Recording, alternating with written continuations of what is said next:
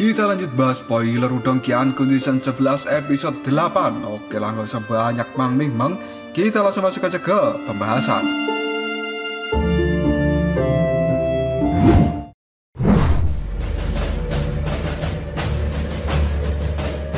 Riak energi Yuan dengan gila-gilaan pada saat ini menyapu hutan yang tidak berujung.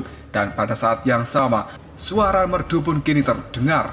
Hal itu membawa ritme yang aneh dan mengelilingi bentangan langit ini. Ekspresi dari wajah Yaoling pada saat ini menjadi sangat jelek.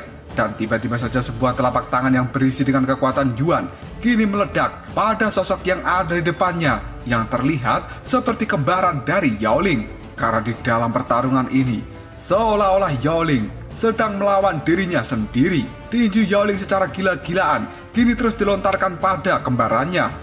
Dan hal itu menyebabkan kembaran dari Yaoling kini bergetar dengan hebat, sebelum pada akhirnya kembaran itu mengalami sebuah keretakan yang besar. Dan boom, pada akhirnya kembaran dari Yaoling kini meledak dan menghilang tanpa jejak. Setelah berhasil menghancurkan kembarannya, tatapan mata dari Yaoling masih terlihat sangat gelap ketika melihat seluruh area ini. Dan sekarang area di langit ini sudah menjadi kekacauan total, karena sebenarnya terlihat banyak kembaran yang ada di depan orang-orang dari perkumpulan segel iblis. Meskipun kekuatan dari kembaran ini tidak mencapai level yang sama dengan aslinya, tapi sebenarnya kembaran-kembaran ini sudah cukup merepotkan. Lebih jauh lagi, seni bela diri apapun yang bisa digunakan oleh tubuh asli, hal itu juga bisa dikeluarkan oleh tubuh kembaran yang terbuat dari cermin Ying Huan Huan. Tatapan mata dari Yaoling menjadi sangat muram ketika dia melihat puncak gunung hijau yang tidak jauh dari tempat ini. Dan di atas puncak itu berdiri sebuah pohon bodi merah raksasa kuno yang kini bergetar dengan lembut. Karena pelaku sebenarnya yang menciptakan kembaran-kembaran ini adalah pohon kuno itu. Dan seorang wanita muda dengan rambut berwarna hitam kini duduk di dasar pohon kuno. Tangannya yang ramping pada saat ini memeluk sitar yang ada di depannya, dan jari-jarinya yang lentik pada saat ini memainkan sitar itu. Ekspresi wajah Ying Huan Huan kali ini terlihat cukup pucat karena noda darah yang ada di sudut mulutnya semakin terlihat jelas. Dan siapapun yang bisa melihat pemandangan ini pasti akan langsung mengetahui kondisi dari Ying Huan Huan yang sebenarnya sedang tidak baik-baik saja.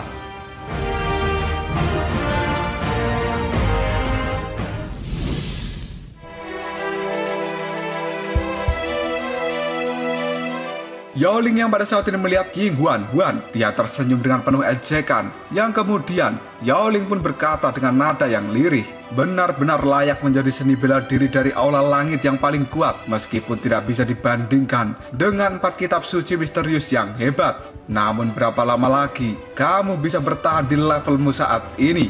Ketika mendengar ucapan dari Yaoling, Ying Huan Huan tersenyum dan kemudian dia pun menjawabnya, saat ini sudah cukup aku untuk menghentikan kalian semua.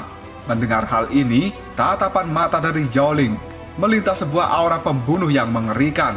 Dia menatap tajam pada Ying Huan Huan dan kemudian berkata, kamu benar-benar berhasil menghentikan semua orang yang ada di tempat ini hanya dengan kekuatan seorang Nirwana ke-7. Jika berita ini menyebar, kamu bisa bangga dengan pencapaian seperti itu. Namun kamu tidak akan memiliki kesempatan untuk merasakan momen kebahagiaan. Gadis kecil, aku sudah memperingatkanmu sebelumnya, karena aku, Yaoling, bukanlah seseorang yang akan menunjukkan belas kasihan pada seorang gadis sekalipun. Setelah mengatakan hal ini, Yaoling tiba-tiba saja menggerakkan tubuhnya. Dan pada saat ini, tangan dari Yaoling berubah menjadi telapak tangan raksasa yang agung yang akan dengan kejam memukul ke arah Ying Huan Huan. Pada saat telapak tangan raksasa itu melintas, suara gemuruh yang sangat mengerikan kini telah terdengar. Bahkan semua tempat yang dilewati oleh telapak tangan dari Yaoling sebenarnya telah hancur menjadi debu. Dan pada saat ini, Yaoling memang benar-benar tidak akan menunjukkan belas kasihannya pada seorang Ying Huan Huan, karena dia merasa emosi ditahan oleh Ying Huan Huan dengan cara seperti ini. Ketika melihat kekuatan yang sangat menakutkan mengarah padanya, Ying Huan Huan pada saat ini tidak berniat pergi dari tempatnya. Dan suara bodi yang tidak terbentuk memang cukup efektif untuk melawan kelompok dari Yaoling. Tapi hal itu juga telah menghabiskan banyak kekuatan Yuan yang ada di dalam tubuh Ying Huan. Dan sebenarnya, sekarang Ying Huan telah kehabisan kekuatan Yuan di dalam tubuhnya. Sehingga Ying Huan pada saat ini tidak memiliki kekuatan lagi untuk membentuk pertahanan. Ketika Ying Huan merasa bahwa dirinya akan segera dihancurkan oleh telapak tangan dari Yao Ling, dia pun tersenyum tipis. Tidak ada ketakutan sama sekali di wajah cantiknya. Dan kini Ying Huan pun bergumam, mereka seharusnya sudah mencapai tempat yang aman. Karena Ying Huan rela berkorban, meskipun dia harus mati. Yang penting, benih Yuan abadi kuno bisa sampai ke sektor Dao. Dan akhirnya, BAM! Telapak tangan Yuan raksasa yang mengandung kekuatan penghancur yang sangat mengerikan pada saat ini sebenarnya telah menghantam pohon bodi kuno merah darah raksasa. Dan akhirnya membuat pohon raksasa itu mulai membentuk sebuah keretakan. Tidak lama kemudian, sekumpulan cahaya akan segera menghilang. Ekspresi ganas di wajah Yao Ling sekarang menatap tajam ke arah Ying Huan ketika telapak tangan raksasanya kini telah berubah menjadi bayangan raksasa yang telah menyelimuti tubuh kecil dari Ying Huan. Dan Yao Ling kini berkata, gadis kecil, matilah kau saat ini. Ketika merasakan penekanan dari bayangan itu, Ying Huan hanya bisa menarik nafas dalam-dalam dan perlahan dia menutup matanya.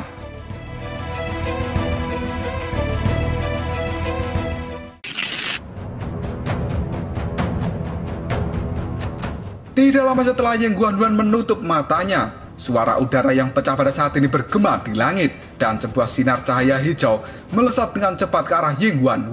Dan tepat sebelum tangan raksasa itu mendarat mengenai tubuh Ying Huan, cahaya hijau ini sebenarnya telah menarik Ying Huan dan kemudian sebuah sisik berwarna hijau kini telah meledak. Hal itu segera membentuk perisai sisik hijau raksasa di depan Ying Huan dan akhirnya bang! Telapak tangan pada saat ini benar-benar berbenturan hebat dengan perisai sisik hijau. Seolah-olah seluruh gunung di tempat ini bergetar dengan hebat. Yao Ling yang melihat adegan ini, ekspresi di wajahnya menjadi sangat gelap. Dan kemudian sebuah retakan yang sangat banyak kini telah muncul di permukaan dari perisai sisik hijau. Sebelum pada akhirnya hal itu berubah menjadi cahaya hijau yang tidak terhitung jumlahnya. Dan kemudian perisai sisik hijau itu pun kini telah menghilang. Dua sosok kini mulai terlihat. Ketika melihat pemandangan ini, Yao Ling tersenyum dan kemudian dia berkata, wow, seorang pahlawan yang menyelamatkan kecantikan. Adegan ini cukup menyentuh. Di sisi lain, Lindong yang baru saja menyelamatkan Ying Huan, dia mulai membuka tangannya yang pada saat ini telah mati rasa. Sebelum pada akhirnya Lindong melihat ke arah Ying Huan yang sekarang masih setengah sadar di dalam pelukan Lindong. Setelah itu, Lindong tersenyum dan dia berkata dengan lembut, kau benar-benar gadis yang ceroboh. Setelah mengatakan hal ini, Lindong pun mengangkat kepalanya dan dia melihat ke arah Yao Ling sambil berkata, orang-orang dari gerbang Yuan benar-benar sampah. Mendengar hal ini, Yao Ling hanya tertawa kecil, namun sudut mulutnya benar-benar terlihat mengerikan. Dan kemudian dia menjawab perkataan dari Lindong, bocah, bisakah kamu menjadi orang bijak saat ini? Mendengar hal itu, Lindong tertawa sebelum pada akhirnya dia melirik ke arah kerumunan yang sekarang secara bertahap telah mengepung Lindong. Dan pada saat ini Lindong berpikir bahwa Yao Ling pasti tidak akan pernah melepaskannya.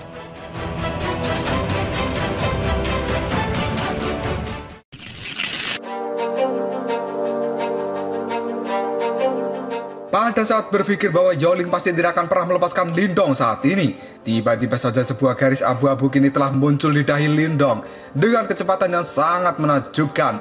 Dan setelah itu, mata iblis kesunyian sekali lagi telah muncul. Melihat hal ini, Yao Ling pun mengernyitkan dahinya dan dia berkata dengan lirih, mata iblis kesunyian ya. Karena sekarang sebenarnya Yao Ling mengetahui dengan jelas seni bela diri ini. Selain kitab suci misterius yang terkenal di masing-masing dari 4 aula sektor Dao, mereka memiliki seni bela diri yang cukup kuat. Dan salah satunya adalah suara bodi tanpa bentuk yang baru saja digunakan oleh Ying Huan. Dan itu adalah seni bela diri yang terkuat di dalam aula langit. Sedangkan mata iblis kesunyian adalah seni bela diri yang terkuat di dalam aula sunyi. Tidak lama kemudian seberkas cahaya abu-abu yang mengandung kekuatan penghancur yang sangat mengerikan kini telah benar-benar dikeluarkan oleh Lindong dari mata iblis kesunyian. Dan ketika melihat sinar abu-abu itu telah keluar, banyak kelompok dari Yaoling segera bubar dengan cara yang sangat panik.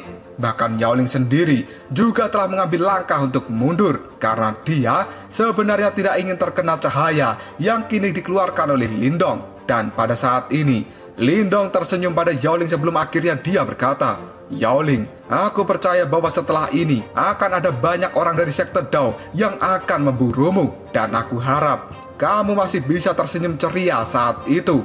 Mendengar hal ini, wajah dari Yaoling berubah menjadi sangat suram karena dia sangat tahu pada hari ini Yaoling telah benar-benar membuat sekte Dao menjadi marah besar dan statusnya sendiri hanyalah orang buangan dari gerbang Yuan. Apabila hari ini Yaoling tidak mendapatkan benih kuno dari Yuan abadi dan kemudian menyerahkannya ke gerbang Yuan, maka jika Yaoling berhadapan dengan sekte Dao, gerbang Yuan juga tidak akan pernah membantunya. Dan tiba-tiba saja Yaoling pada saat ini berkata, "Bocah kecil, santai saja. Setelah aku membantai kalian semua dan mengambil benih kuno Yuan abadi, maka aku tidak perlu berurusan dengan masalah yang merepotkan dari sekte Dao." Mendengar kata-kata ini, Lindong tersenyum. Dia mengepalkan telapak tangan dan kemudian berkata, "Aku khawatir kamu tidak akan pernah memiliki kesempatan itu." Setelah itu tombak tulang buaya surgawi kini telah muncul di tangan Lindong. Dan hanya dengan satu jentikan jari saja, sebuah bola berwarna merah gelap kini juga sekali lagi muncul di hadapan dari Lindong. Karena ini sebenarnya adalah esensi darah dari sapi surgawi yang sunyi yang sebelumnya dibeli oleh Lindong di dalam pelelangan pada saat di medan perang kuno. Dan hari ini Lindong sebenarnya berpikir akan menggunakan darah dari sapi surgawi yang sunyi untuk sekali lagi membangunkan buaya surgawi kuno yang ada di dalam tombaknya.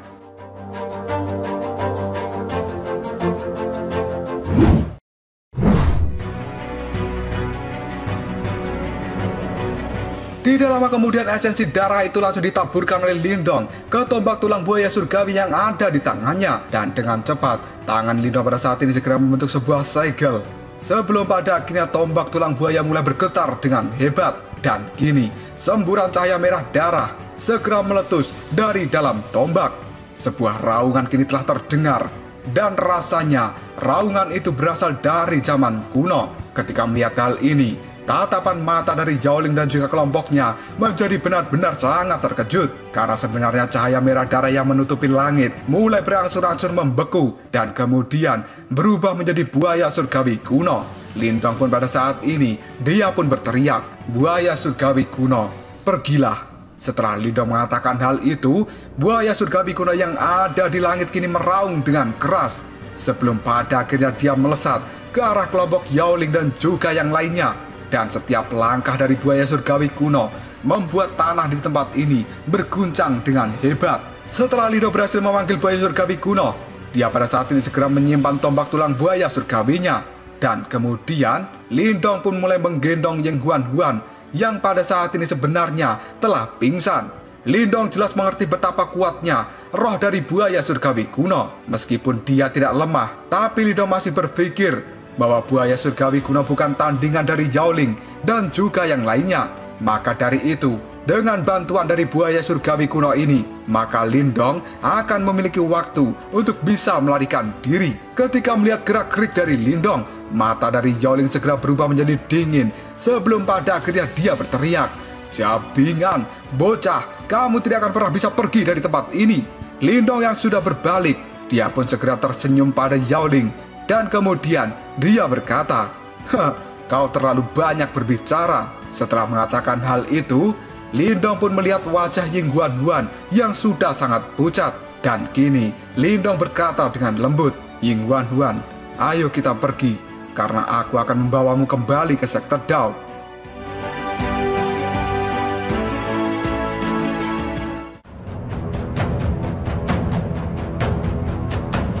Lalu apakah yang akan terjadi selanjutnya? Apakah roh dari buaya surgawi kuno ini memang benar-benar mampu menghentikan kekuatan dari Yao Ling dan juga kelompoknya? Dan apakah Lindong akan berhasil melarikan diri dengan aman?